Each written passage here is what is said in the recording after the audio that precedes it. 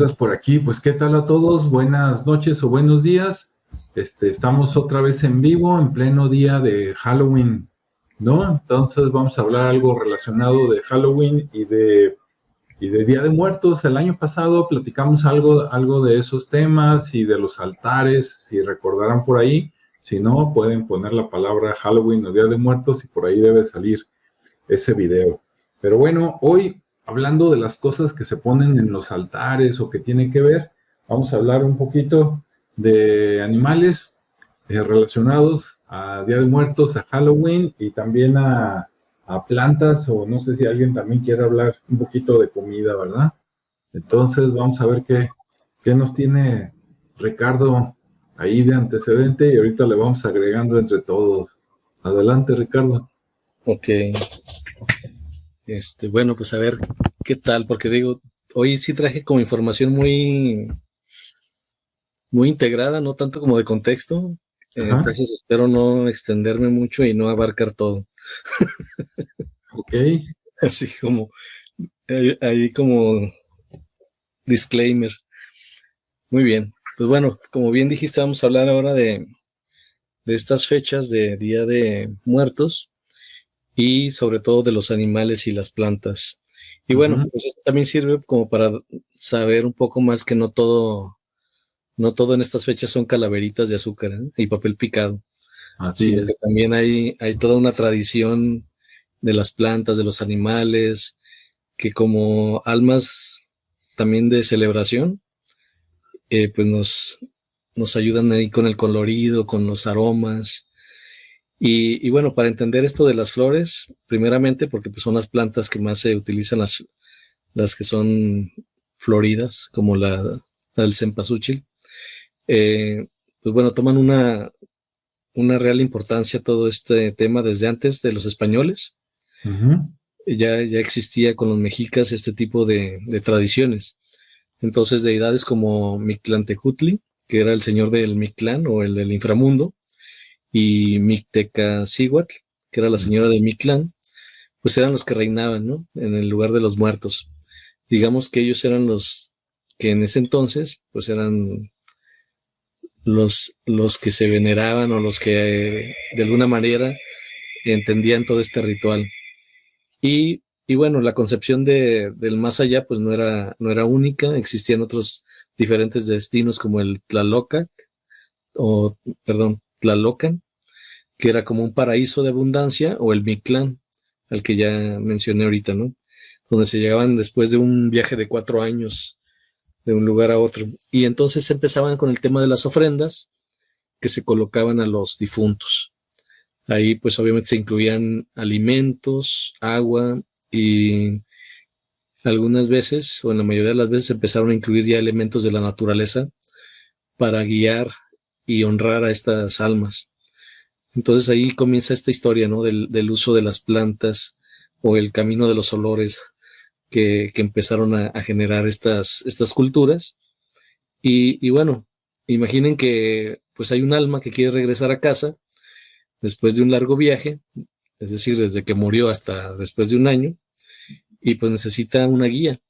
Y en este caso, las plantas asumen el papel de guías, ¿sí? Sobre todo la planta, el cempasúchil, que es como el sol que guía a los muertos, y es una de las flores más socorridas, o es la flor estrella, ¿no? Por así llamarla, y su nombre proviene del náhuatl, que significa 20 flores, o flor de 20 pétalos. Su color es naranja intenso y algunos tonos ya ahorita amarillos que aparece, pero bueno, normalmente es naranja intenso con un aroma muy peculiar. Y bueno, son como brújulas para las almas, porque con ese aroma y ese color, pues así como que son las señales, ¿no? En el simbolismo de los mexicas lo asociaban con el sol, de ahí su nombre. Y se creía que sus pétalos guardaban el calor y la luz del astro rey. Por eso hoy en día se deshojan para crear caminos desde la calle hasta la ofrenda, ya que con esto se pretende iluminar el regreso de los seres queridos y es como decirles por aquí, pásenle. Y bueno, dato curioso, en algunos pueblos también la gente evitaba oler el cempasúchil de frente, pues se dice que al hacerlo te roba el alma. Y no sabía esto y lo acabo de hacer, así que espero que no, que mi alma ande por ahí donde debe de estar. Y bueno, para algunas personas les trae malos recuerdos, ¿no? Por el tema de que pues obviamente recuerdan a sus difuntos y prefieren mejor no recibir o percibir este aroma. Y bueno, también está la flor del terciopelo, que tiene unos tonos morados, rojos y borgoña. Y esta flor complementa al cempasúchil. Tiene un simbolismo su color, ya que representa el luto y la solemnidad. Y en el lenguaje de las flores, en el tema de la ofrenda, el naranja del cempasúchil es la alegría de la llegada y el morado del terciopelo es el respeto y la tristeza de la partida. Y ya juntos pues crean ahí un equilibrio entre la celebración y la reverencia, ¿no? También está el copal, que es con el que se purifica y se comunica también. Y antes de que existieran ahora sí que los aerosoles o los sprays aromatizantes, pues estaba el copal. Entonces, pues este era el que, más bien esta resina que proviene de un árbol, al quemarse en un sahumero de barro, pues produce un humo blanco, denso y con un color dulce e inconfundible, ¿no? Que también tiene otro sentido y propósito ya en la iglesia, pero inicialmente aquí se utilizaba para eso, para aromatizar. Y su símbolo principalmente en las culturas prehispánicas es que el humo del copal purifica, es un elemento de purificación, limpiaba el espacio de malas energías y lo más importante, pues que actuaba como un mensajero, ya que las plegarias y los buenos deseos de los vivos se elevaba al cielo con el humo para que los muertos lo recibieran y bueno, esta era como la llamada espiritual que anunciaba su altar para decirles, bueno, pues ya está listo, así que cuando gustes. También están otros aspectos como el maíz y la calabaza, que después, bueno, ya también se integran en el pan de muerto, pero bueno, eso ya no es una planta ni nada, sino hablemos de las calabazas y bueno, también se colocan porque pues también son de temporada, de alguna manera, y pues se consideraba un manjar, ¿no? Entonces estas plantas, como base de la alimentación mesoamericana, simbolizaban la provisión y el sustento que la tierra le daba a sus hijos. Entonces lo incluían porque más allá de la muerte, pues también estaban simbolizados. Y los animales como guías o compañeros del más allá, pues también tenían un lugar muy, muy especial y también era como una representación del lujo de la tradición, ¿no? Con sus roles épicos. Por ejemplo, el Xoloescuincle, que era el fiel guía del Mictlán, este perro ancestral de apariencia casi mística por su falta de pelo, era considerado un animal sagrado o es considerado un animal sagrado. Digamos que él viene su nombre de Xolotl o dios del ocaso y de los espíritus. Squinkly, que es perro. Entonces, pues bueno, ahí está su combinación del nombre. Y se cree que cuando una persona moría, un Xoloescuincle era quien lo guiaba a través del peligroso río Apanohuaya en el Mictlán, que es el río que tenía que atravesar y que más o menos se tardaban ahí algunos días en atravesarlo. Y había una prueba, el perro solo ayudaba a aquellos que en vida habían sido buenos con los animales. O sea que si no habían sido buenos, pues ahí los dejaba a su aventura, ¿no? A su fortuna. Y simplemente los ignoraba y no los ayudaba. Entonces, bueno, pues era muy común ver figuras de personas con perros o de ver perros en las ofrendas para representar a este compañero, ¿no? De viaje final. También están las mariposas monarca. Esto es digamos que se representa como un fenómeno muy hermoso y simbólico, porque cada año millones de mariposas pues van a los bosques de Michoacán o en el Estado de México, y a finales de octubre y principios de noviembre coinciden con el Día de Muertos. Entonces el simbolismo de estas mariposas, según los purépechas, que eran los habitantes originales de Michoacán, creían que esta mariposa eran las almas de los guerreros y antepasados que regresaban a visitarlos. Pues veían en el cielo lleno de estas frágiles criaturas, pero resistentes viajeros, ¿no? Entonces era como una festividad de alguna manera, pero también confirmaban el ciclo de la tradición. También otros animales integrados son los ajolotes y los quetzales, que también son muy comunes en las ofrendas ya más urbanas, y en algunas regiones el ajolote, que es un anfibio endémico de Xochimilco, se representa como un animal del inframundo por su habilidad de regenerarse, simbolizando la vida que persiste. Y el quetzal, con su plumaje verde esmeralda, era una ave sagrada que representaba la vida y la luz. Entonces también pues se integran de alguna manera, perdón, incluso como alebrijes, no tanto como las figuras normales, sino un poco más distorsionadas y fantasiosas, ¿no? Entonces estos animales se integran y bueno, parte de esos lugares de la festividad donde se conserva todavía la tradición, pues está obviamente Michoacán, especialmente en Pátzcuaro y la isla de Janitzio. Y bueno, pues ahí se genera la noche del 1 de noviembre, pues toda una velación, ¿no?, de la Noche de Muertos. En Mixquic, en Ciudad de México, también está el Pueblo de la Muerte, y es otro pueblo famoso por ese tipo de festividades.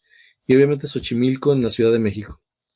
Ahí lo voy a dejar un poquito para que si quieren continuar hablando de los animales, porque luego ya viene un poquito más de la tradición, pero respecto a si hay algún animal que no hable o que se quiera complementar.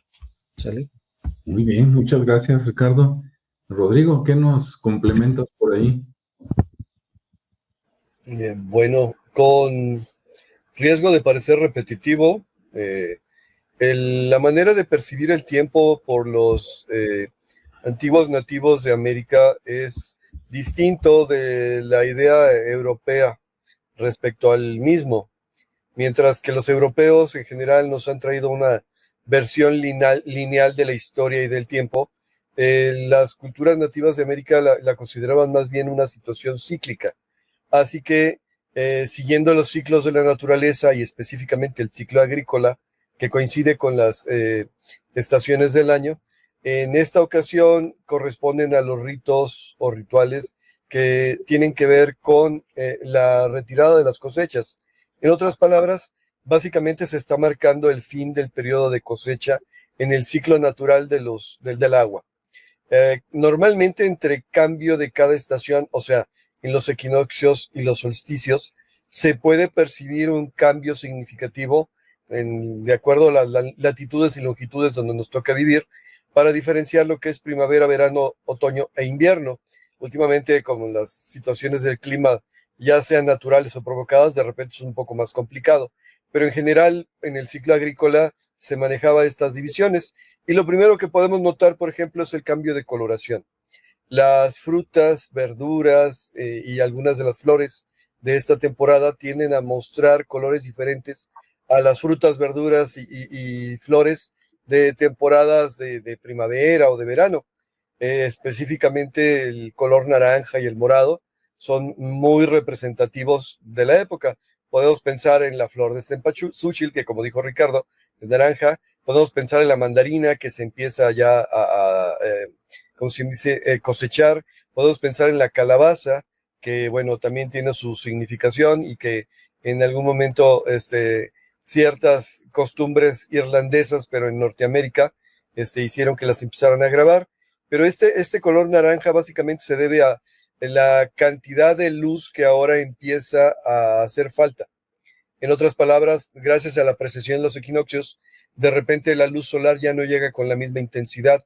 Y entonces las plantas tienen que empezar a hacer modificaciones genéticas adaptativas para poder captarla. Y una de las más características es la aparición de cantidades ligeramente mayores de betacaroteno, que entre otras cosas ayuda a captar precisamente la luz solar para el proceso de la fotosíntesis.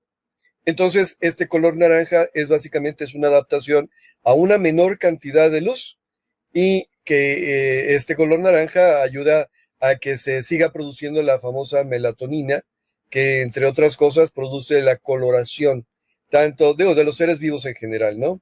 Ok.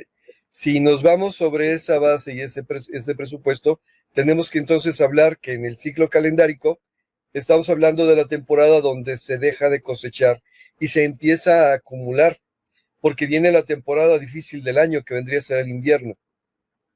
Por tanto, los mitos que tienen que ver con la situación del otoño tienen que ver con el fin de la vida, o sea, la cosecha.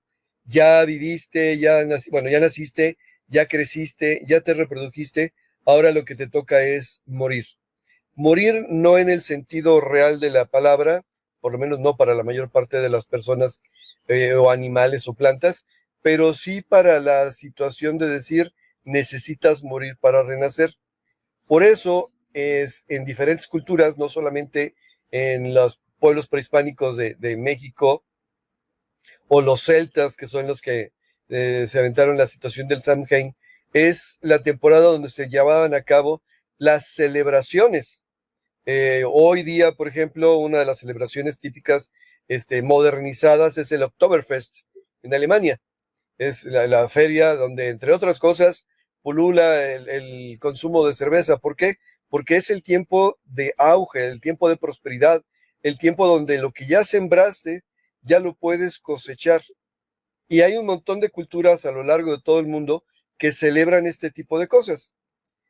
En ese sentido, en la práctica ritual y en la mística de los pueblos prehispánicos, este proceso de muerte en general tiene una connotación diferente a lo que vendría a ser la muerte para otras miradas u otras culturas, mientras que para otras culturas es el fin de una etapa, para la nuestra es solamente un paso más.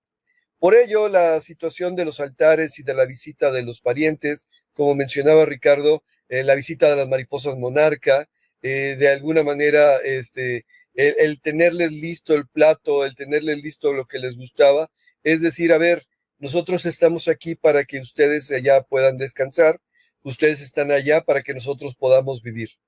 Y tenemos en estos periodos de puerta o de ventana para poder convivir. Básicamente cualquier cambio de estación es una puerta para la mirada mística del ciclo así estructurado. Entonces no es la única temporada del año donde se puede apreciar la reverencia de los ancestros, pero qué mayor reverencia a los ancestros podemos hacer que el poder decir hemos cosechado lo suficiente, vamos a continuar con vida gracias a lo que podamos cosechar y almacenar, y por lo tanto agradezco a ustedes porque estoy yo, y a la hora de que yo estoy, puedo continuar con su estirpe, con su linaje o con el nombre que se quiera.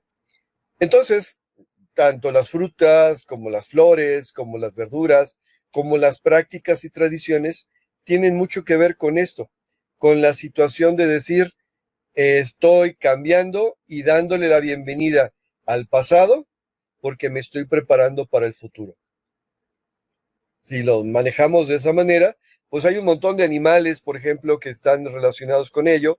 El colibrí, en una de sus tantas facetas, el Xoloscuincle, que como mencionaban era el que ayudaba, como en la cultura griega a Caronte para cruzar el río de las almas, acá vendría a ser el Xoloscuincle el que se encarga de hacer este tipo de cosas. Hay un montón de elementos, pues, que sirven como guía, como trayecto, como ofrenda, de cualquier cosa que se pueda relacionar. También lo dejo por aquí. Supongo que va a haber mucha más información interesante. Muchas gracias, muy bien. Y para los que están por ahí conectados, ahí está desde hace rato, Lili Montes, le mandamos un saludo, dice ella, aquí pidiendo mi calaverita. Ah, qué caray. No, estas calaveritas, si quieren ahorita lo comentan después, pues son como las bombas yucatecas, nada más que de temas, de esta época, ¿no? De la muerte. Julio, ¿tú qué nos cuentas? Sí, nada más, bueno, para comprender un poquito de lo que hablaba Rodrigo acerca de la cultura de aquí de lo que fue todo lo que es conocido como Mesoamérica, ¿no? Y no tan solo aquí, porque también, o sea, hay, como mencionó también a los celtas y en otras partes del mundo era más o menos el mismo tipo de ritual o ceremonia al final de las cosechas. pero lo que mencionaba también Ricardo acerca de las mariposas, ¿no? De ser uno de los animales usados para representar este Día de los Muertos, y es porque pues la mariposa es considerada como el símbolo ya sea del alma, del espíritu o de la reencarnación, y que también es conocida como ese símbolo de transformación, que si vemos en las cosas naturales es la misma analogía que estaba usando Rodrigo acerca de la cosecha, ¿no? Ese ciclo de haber brotado, haber crecido, haber sido cosechada, esa vendría a ser la muerte, pero esperando un nuevo reinicio. Y por eso hablaba de comprender la cultura mesoamericana antigua, ¿no? Porque en la antigua Mesoamérica, el nombre que ahorita no recuerdo, la palabra náhuatl para referirse a un cementerio, significaba el sembradero de hombres. Es como si ellos comprendían que de esa misma forma natural, como las plantas y todo, tiene un ciclo y se regenera y vuelve a pasar por ese ciclo. Ellos, por eso es que de ahí viene también el enterrar a los muertos, porque era como la misma analogía de sembrar esa semilla, que la semilla se introduce en la tierra, esta semilla renace y cursa su ciclo y vuelve a perecer, no es como si fuera un ciclo eterno entre la vida, muerte y reencarnaciones. Por eso es que son tan importantes estos símbolos, ¿no? También con referencia a los animales, pues el más conocido de Mesoamérica es el Xoloitzcuintle, que también en la cultura que se desarrolló por allá en lo que conocemos ahora como Egipto, también nos damos cuenta que tenían un paralelismo en esa creencia de que los perros, los caninos eran los acompañantes o ideales para ir a este mundo de los muertos, porque en Egipto se tiene el dios Anubis, ¿no?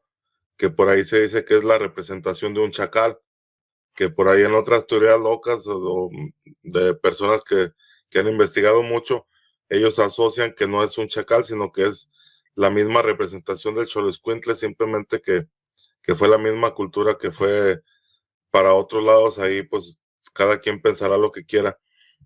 Entonces vemos que hay este paralelismo también en diferentes partes del mundo acerca de este compañero de viaje, ¿no? Hacia el inframundo, que hay en lo que es toda la tradición oral o lo que se conoce todavía acerca del Mictlán, pues este Xoloitzcuintle, este perro, era precisamente el que ayudaba a ese espíritu, a esa alma, a cruzar ese famoso río, ¿no? En donde pues se puede interpretar como ahí es donde se cambia de la dimensión de la vida y entras al reino del Mictlán, que también ahí en ese reino del Mictlán, ese inframundo, no simplemente llegas ahí a una tortura o a estar ahí nada más, sino que más bien es el paso de experiencias, pero ya en esa otra vida, en donde te va preparando para una nueva reencarnación, que sabemos que tiene los 9 niveles del Mictlán o del Xibalbá, como se conocía por parte de los mayas. Tiene estos 9 niveles que tienes que pasar al morir, y ya cuando pasas esos 9 niveles, entonces sí llegas a lo que es el Mictlán, que ya donde se cruza ese puente, se llega a subir la escalera, y ahí es donde esas almas o espíritus esperan su tiempo, su oportunidad para volver a regresarnos, así como lo que hace la mariposa en su vuelo, ¿no? Que tienen esa fuerza también para poder ir desde un lado muy, muy alejado hasta otro, y que pues al ser unos animales considerando diminutos, ¿no? Que no son muy grandes y cómo pues pueden llegar desde unas partes muy alejadas hasta otras, simplemente para lo mismo que es el concepto de todo, para llegar a reproducirse y a continuar con ese ciclo, que es lo que yo creo que está más que nada plasmado en todas estas festividades conocidas. Sí, muy bien. Bueno, pues agregando, ¿no? De lo poquito que no se ha dicho, les voy a comentar algunas cosas que me parecieron interesantes. Por acá investigué yo con la computadora, cuando busqué las plantas, pues sí salió el cempasúchil, que ya comentaron, pero comentan ahí que para el Día de Muertos, para los niños, es el cempasúchil blanco. Y yo me quedé, caray, nunca he visto cempasúchil blanco. Y me quedo pensando, no sé si alguno de ustedes sepa, y digo, ¿acaso será que el cempasúchil blanco es el crisantemo? Porque vemos la figura, yo siempre los que conozco pues son naranjas, ¿no? O amarillos. Y lo único que veo parecido a un cempasúchil, pues creo que son los crisantemos. Entonces, si alguien me dice, o si después encuentro de que sí, el crisantemo es el cempasúchil blanco, caray, pues va a ser una sorpresa, ¿no? Digo, mira, más vale tarde que nunca. Otras cosas que encontré que supuestamente se usan en esta época, en esas festividades, es la flor de Jamaica, para hacer agua de Jamaica, ¿no? Ok, y algo que no esperaba, por acá dice que también la jícama es mañana en la versión editada, es un tubérculo, ¿no? Es una raíz, tiene una, como digamos, como una pielecita café muy, muy delgada, la pelas muy fácil, hasta con las uñas se la puedes quitar, y luego ya queda blanca, ¿no? Y está muy rica, es muy, muy jugosa.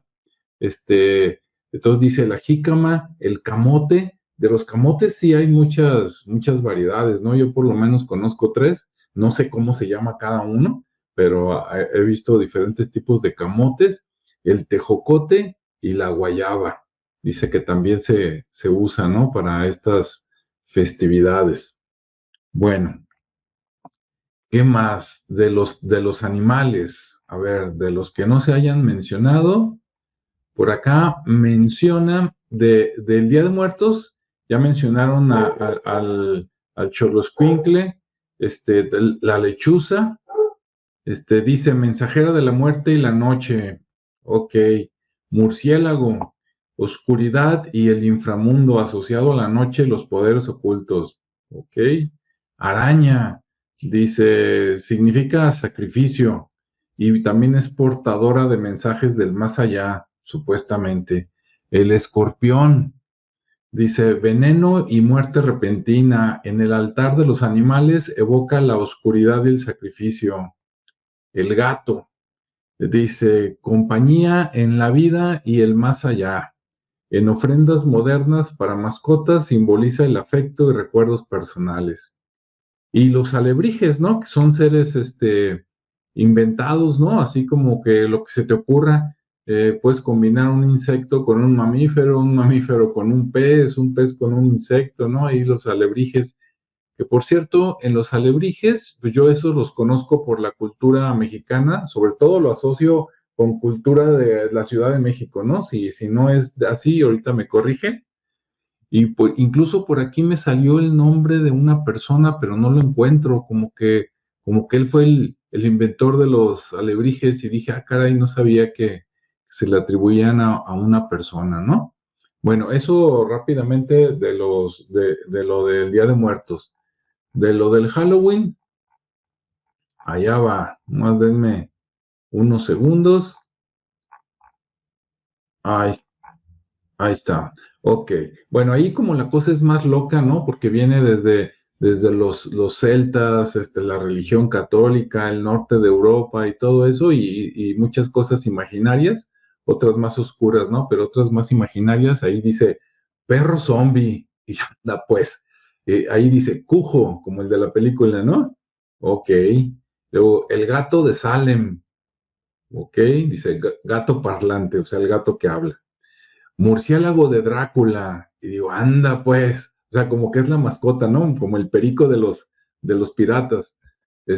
Ok. Dice, el cuervo, el animal, ¿no? Negro. Y dice, y araña gigante, así como la del Señor de los Anillos, esas salen, ¿no? Y dice, el gato, pero gato negro. Ok. También viene la araña, también viene la serpiente, el lobo, el hombre lobo, el vampiro y el fantasma animal. O no sé si quisieron decir más bien animales fantasma. Ahora, me llama la atención que todos estos animales, el gato, el búho, la araña, ¿no? El lobo, el vampiro, el murciélago, el cuervo y la serpiente, pues son los mismos animales de la mitología egipcia, ¿no? Y de repente dices, pues como que ahí entre los mayas y ellos había muchas cosas en común. Y por último, para pasarle el micrófono otra vez a Ricardo, ahorita precisamente los niños andan pidiendo Halloween allá afuera en las calles, ¿no? Aquí en Jalisco, en Guadalajara y en Zapopan. Obviamente va a haber diferencias con el norte de México o con Estados Unidos.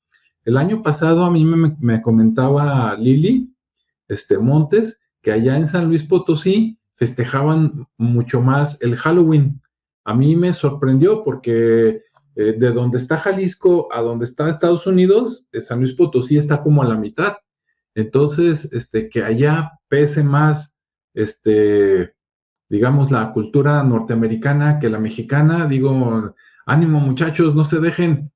De hecho, inclusive aquí, a pesar de que hoy se festeja el Halloween aquí en Jalisco es algo más comercial, más de niños y más de adolescentes, ¿sí? Los que ya estamos más maduros le entramos al quite, pero también para que se diviertan los niños o por convivir con tus hijos o con la muchachada, como dirían algunos, ¿no? Pero es algo así como recordar la niñez y pues descuentos aparentes en todas las plazas, ¿no? Lo que serían los malls allá en Estados Unidos, descuentos para que compres lo que no necesitas y te endeudes muy bien en estas fechas, ¿no?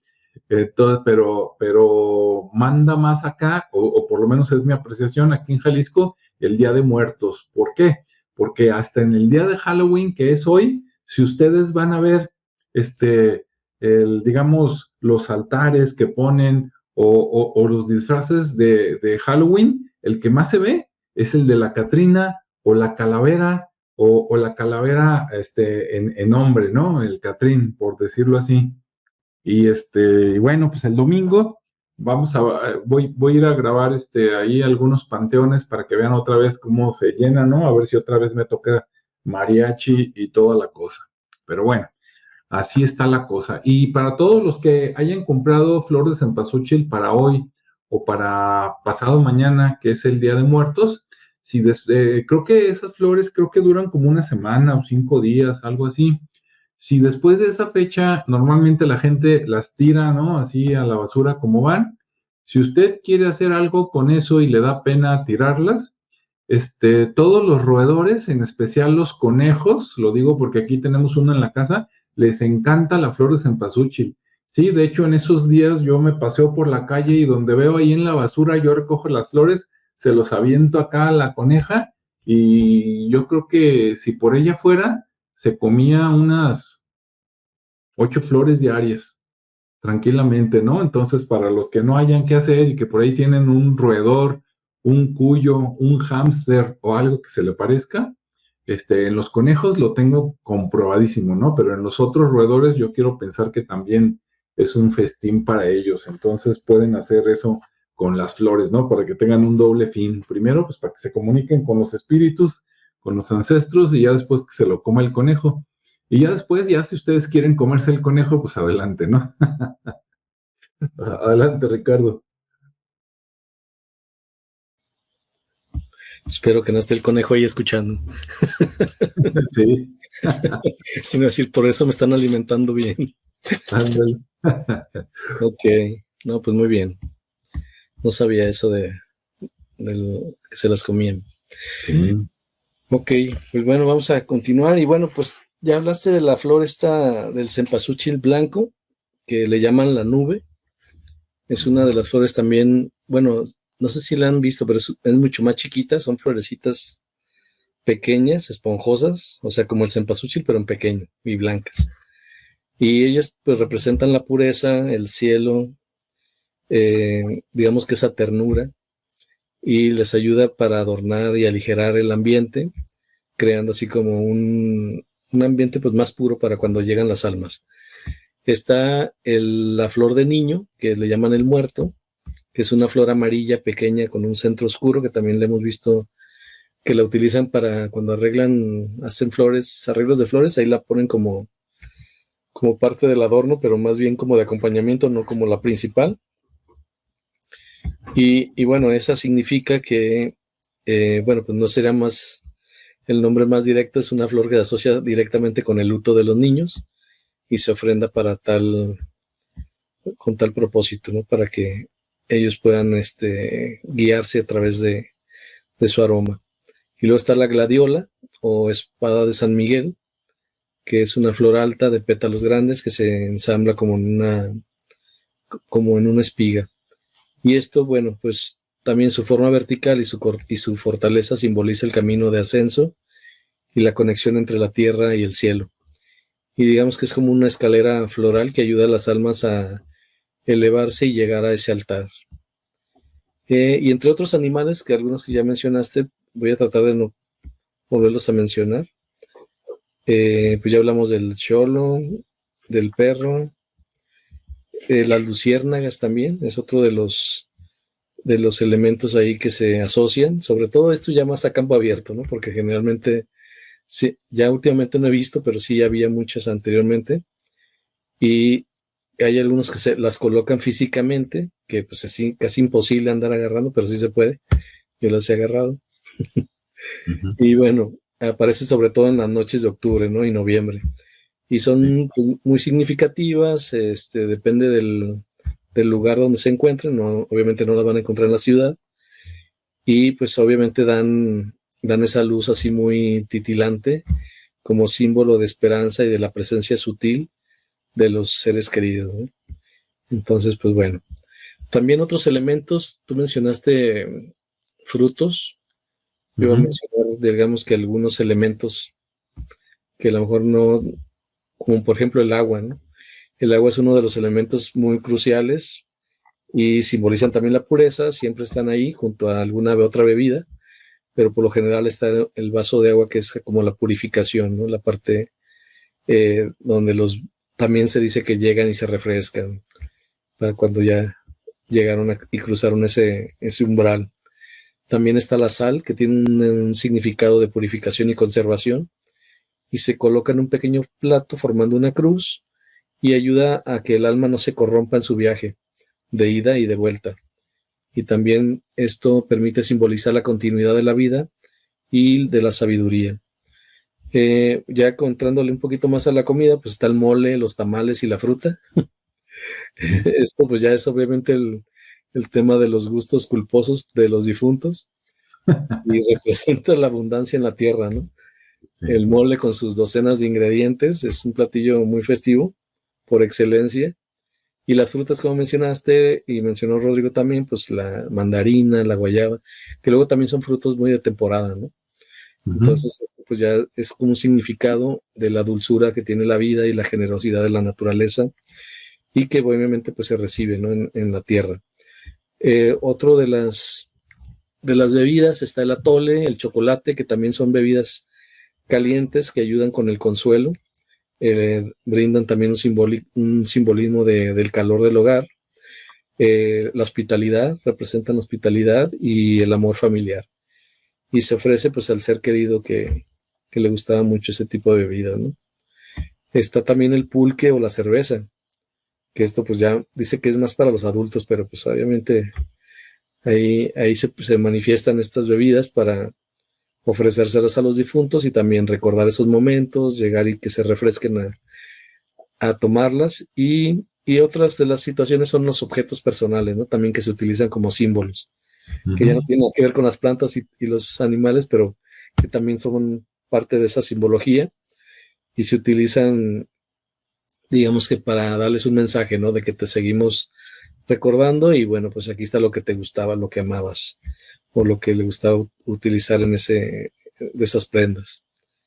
Bien, pues ahí lo dejo para continuar con los demás. Muy bien. Bueno, pues prepárate, Rodrigo. Antes de darle el micrófono a Rodrigo, ya encontré el nombre que les decía que no conocía. Pedro Linares López. Nació en la Ciudad de México en 1906 y murió en 1992. Dice que es el creador de los alebrijes. O sea que no es algo así, digamos, de los mayas, de los aztecas, sino que los inventó este señor. O sea que es un invento del siglo XX, ¿no?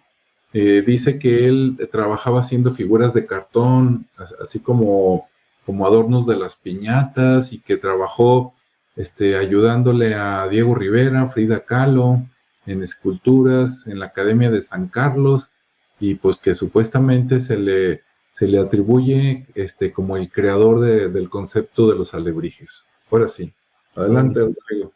Nada más para complementar lo que estás diciendo, este señor de repente se enfermó y tuvo una fiebre muy alta, y dentro de la fiebre alta tuvo delirios, y en los delirios es donde empezó a visualizar pues todas estas figuras híbridas, como dijiste tú, insectos con mamíferos con reptiles, etcétera, y que todos gritaban alebrije. Entonces a partir de ahí es que surge esta situación y tradición que se ha vuelto el alebrije. Y si bien es una tradición de la Ciudad de México, en Oaxaca tienen unas fábricas de alebrijes impresionantes, algunas de ellas muy bonitas, muy elaboradas, incluso algunas de ellas no te permiten fotografiarlas para evitar la piratería, pero son piezas ¿cómo se dice?, de arte muy significativas. Bueno, continuando con el paralelismo entre Halloween o fiesta de Samhain y el Día de Muertos, tenemos que hacer que tienen elementos en común. Por ejemplo, los dos hablan de muerte. En los celtas se acostumbraban pensar que en estas fechas se rompía el velo y que los seres espirituales, nuestros ancestros o los antepasados, venían y visitaban la tierra. Sin embargo, ellos consideraban que esta situación era una situación negativa, porque estos espíritus podían poseer a los vivos. Entonces tenían la costumbre de bañarse en cenizas, embarrarse carbón o tierra, ponerse algunos atributos no humanos, como por ejemplo cuernos, y básicamente lo que estaban haciendo es trataban de ahuyentar a los seres espirituales para que no tocaran a los seres vivos. Y regreso, es una visión del mundo, una cosmovisión del mundo completamente diferente. Mientras que el Día de Muertos es al revés. Vienen los ancestros, hay que honrarlos, vienen los ancestros, hay que convivir con ellos. En la comunidad maya no se celebra el Día de Muertos. Bueno, sí se celebra, pero tienen su propio nombre. Si no recuerdo mal, la festividad se llama Hanal Pixán, que es muy parecido. Y ellos acostumbran, por ejemplo, ir en estas fechas a los cementerios, desenterrar a sus muertos, sacar los huesitos, limpiar la tumba como parte de referencia y reverencia hacia los antepasados. Entonces, bueno, un primer paralelismo, la muerte. Una primera diferencia, unos le temían y por eso la fiesta del Halloween es disfrazarse de cosas normalmente negativas o feas o algo por el estilo. Con los animales es exactamente lo mismo. Mientras que para las culturas precolombinas acá en América, el animal era el acompañante, el animal era el guía, el animal era el que te indicaba o te ponía la prueba para que pudieras superarla para continuar en el proceso. Allá los animales estaban relacionados con las brujas. Volvemos a meter con la cuestión de las brujas.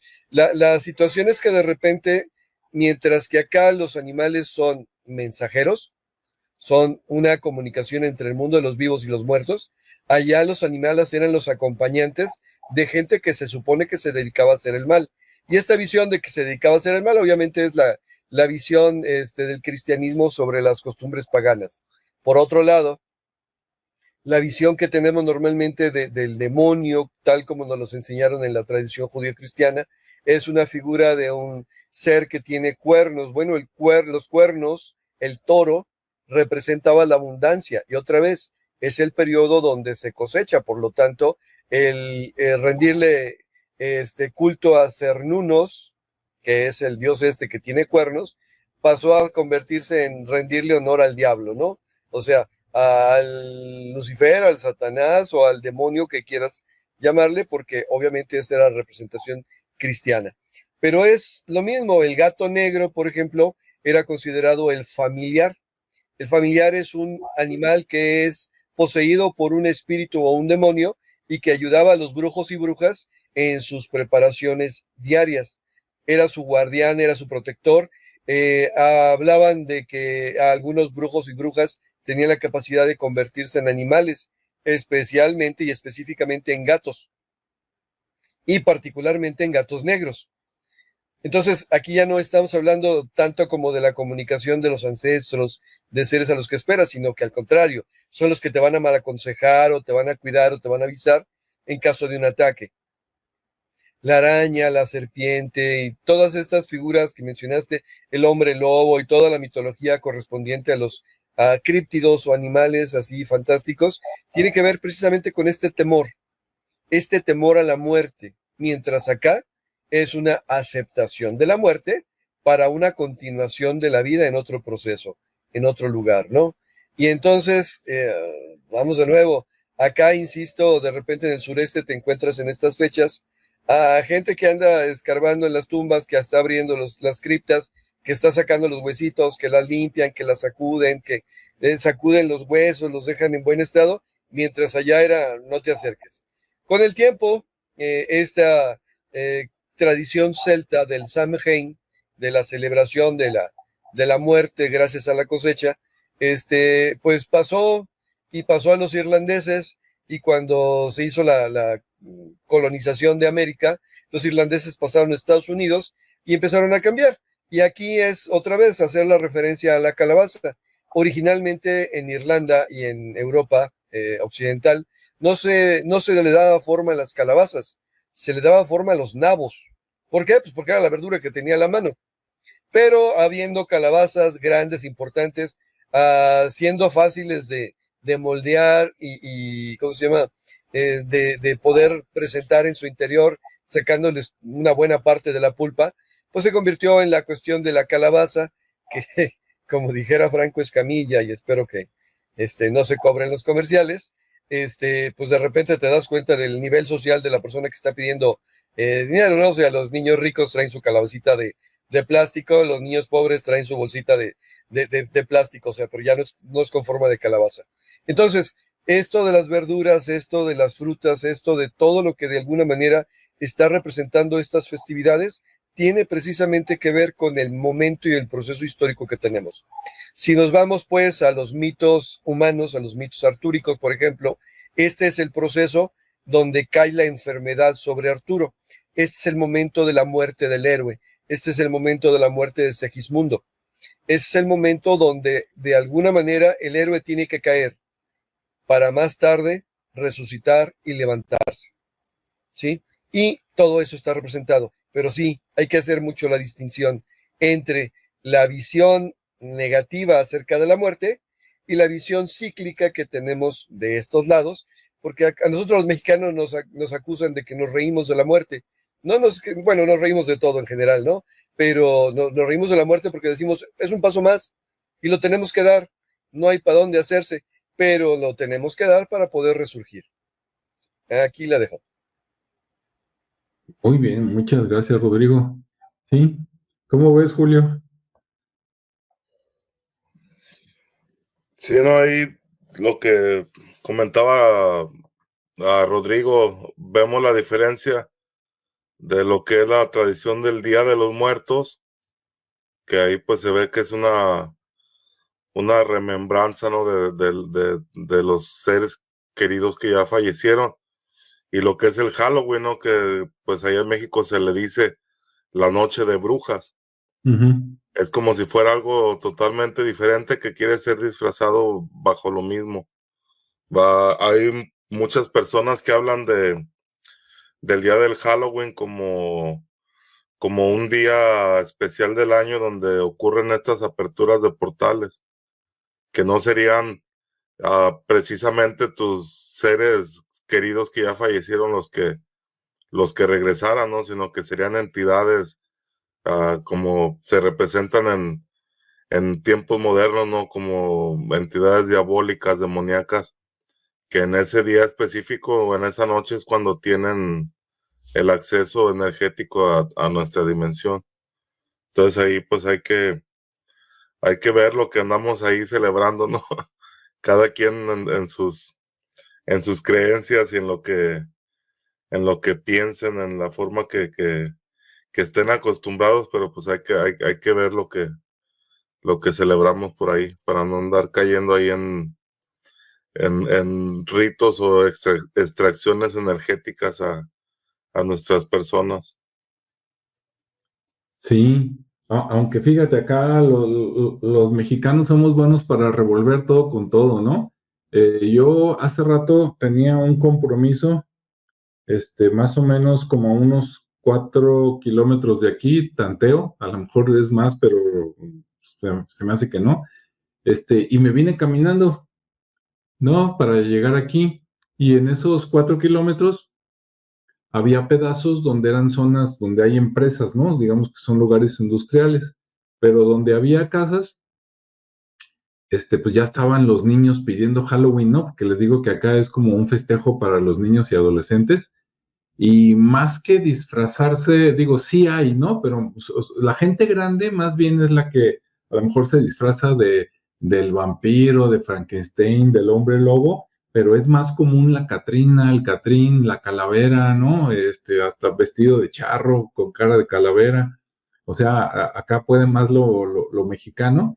Y ya le revolvieron todo tipo de caricaturas y seres imaginarios, ¿no? Ves a Batman, Superman, ahorita que venía para acá me llamó la atención el Chapulín Colorado, ¿no? Estaba un chavo como de unos 22 años disfrazado del Chapulín Colorado. Dije, órale, todavía lo festejan, ¿no? Está bien, vi al Chapulín Colorado, y aquí afuera de mi casa iban varios así pintados como de calaveras principalmente, es lo que más se ve, pintura blanca, ¿no? Con calaveras de hombres y de mujeres, y había un Pikachu, ¿no? Que es de los, ¿cómo se llama? De los Pokémones, ¿no? Entonces, ya son más los seres, digamos, de historietas, de caricaturas, o sea, dominan más los seres fantásticos de caricaturas y las catrinas, las calaveras, los catrines, que los seres, digamos, del bajo astral y las brujas y todo eso son los menos, ¿sí? O sea, la chaviza está dura. Al rato vamos a ver disfraces de Bad Bunny y cosas así, quién sabe, ¿no? Pero sí, sale, o sea, todo se vale. Vi también al jorobado de Notre Dame y no, no, no, no, no. Hagan de cuenta, es un carnaval sin música. ¿No? ¿O cómo ves, Ricardo, Rodrigo? Bueno, un comentario que puedo hacer es que voy de nuevo, que cada vez que hay un cambio de estación y que lo detectaban, o sea, cuando podían observar los equinoccios y los solsticios, eran temporadas mágicas en la fecha que ahora reconocemos como el Día de San Juan, que es básicamente el cambio de la primavera al verano, es día de ir a recoger plantas, porque si la recoges ese día, van a tener más fuerza y poder para poder hacer lo que quieras, ¿no? Específicamente en ese día de San Juan, es cuando en el mundo de la magia o la brujería, o no sé cómo le quieran decir, cuando se ponen los trabajos más fuertes o cuando se quitan los trabajos. Vamos de nuevo, cada uno de los brincos es un salto y cada salto es una oportunidad en el positivo y en el negativo. La parte triste es que de repente lo negativo está muy relacionada con esta temporada. Y sí, efectivamente, se puede ver que con anormal presencia, si hay alguna manifestación de grupos específicos, de personas que tienen sus creencias puestas en algunas cuestiones un poquito más oscuras, por decirlo de alguna manera, Y sí, también es temporada donde se entera uno, pues, que desaparecen los gatos, que desaparecen los perros, que de repente se encuentra uno con la idea de decir, a ver, ¿y qué está pasando con todos estos? Bueno, es que precisamente mientras se rompa el velo de la continuidad para pasar un nuevo punto de la historia, de la vida, del tiempo, es cuando aprovechan para hacer cosas. Verdad o mentira, no es el momento de discutirlo, pero estas fechas en particular atraen mucho el negativismo. Tanto que de repente los grupos religiosos se ponen demasiado reactivos y condenan y dicen, y le estás enseñando a los niños a hacer esto y aquello. No lo sé, no estoy del todo de acuerdo porque al final la idea sería más bien educar que reprimir, pero sí tiene que ver con las creencias de que en estos momentos se dan situaciones especiales. Sí, me estaba acordando, bueno, ya para cerrar, y otra vez, ¿no? Halloween contra Día de Muertos. Allá, si me equivoco, que me corrija Julio, cuando salen en el Halloween los niños allá a pedir dulces, dicen que trick or treat, algo así, ¿no? Que acá en español lo traducen ¿qué? Dulce o travesura, ¿no? Dulces o travesuras. Pero eso es por influencia, digamos, norteamericana. La verdad, si con Ricardo y con Rodrigo, que viven relativamente cerca, ¿no? De donde yo estoy, es diferente, ahorita que me digan, pero más que dulce o travesura, que sí se usa y sí se entiende, acá donde yo vivo salen los grupos de niños acompañados por los papás y las mamás, sobre todo las mamás, van en grupo, ¿no? Así como de 2 niños a 20 niños y todos van, queremos Halloween, queremos Halloween. Y ahí van con las bolsas, ¿no? Queremos Halloween. Entonces, no, aunque sí se entiende, acá no se usa mucho eso de que truco o travesura, ¿no? Acá salen diciendo queremos Halloween, ¿no? Y ya con la bolsa y ya van a las casas timbrando, tocando y donde les abre, pues ya les dan dulces y ya cuando se llena la bolsa, pues ya se van contentos a su casa y los papás los van acompañando por la calle, ¿no? Entonces tú le das dulces a desconocidos. A lo mejor te llega algún vecino, ¿no? De al lado, de enfrente, de la calle de atrás, pero otros pues no los conocen, nomás llegan y tocan. Eso sí, antes se usaban hace mucho algunos malditos, ¿no? Como en ¿cómo se llama? Martes de carnaval o no sé qué, que antes, sí te decían, queremos Halloween, y si no salías a decirle, no, ya se me acabaron los dulces o ya no hay nada, si no querías abrirles, no faltaba el niño maldito, ¿no? Que traía un huevo y ¡paz! Te lo aventaba en la puerta y pues ya al día siguiente tenías que ir a limpiar ese huevo que te dejaron ahí estrellado, ¿no? Huevo de gallina, digo, para que se entienda bien, ¿no?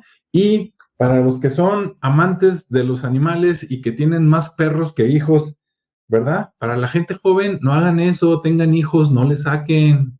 Sí, además es divertido.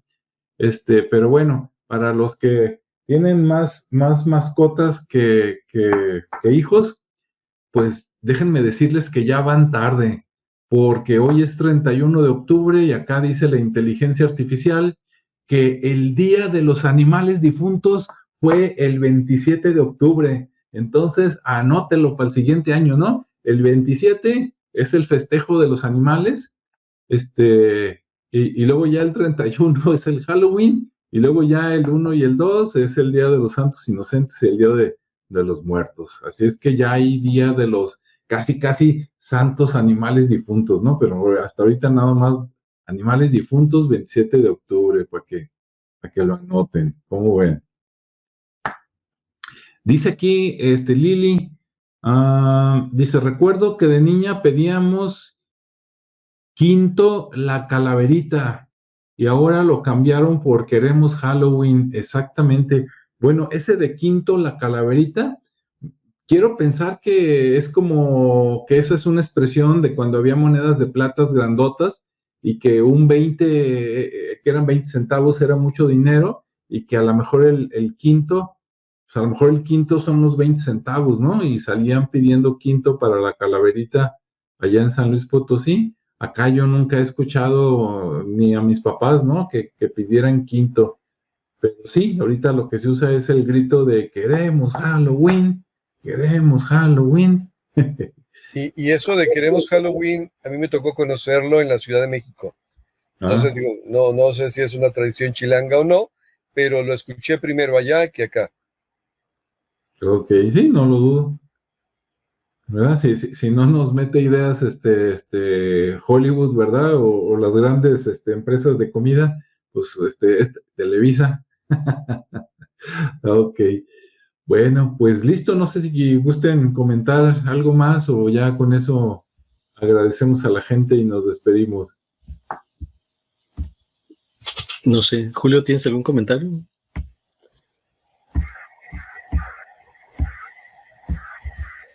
No, yo creo que ya comentamos ya todo lo que había del tema. Adelante. Bueno, pues gracias. Hasta luego, Francisco. Hasta luego, Lili. Nos vemos. Cuídense y también a los otros que están conectados que no quisieron comentar, pero que nos apoyan con su presencia. Sí, saludos a todos. Sí.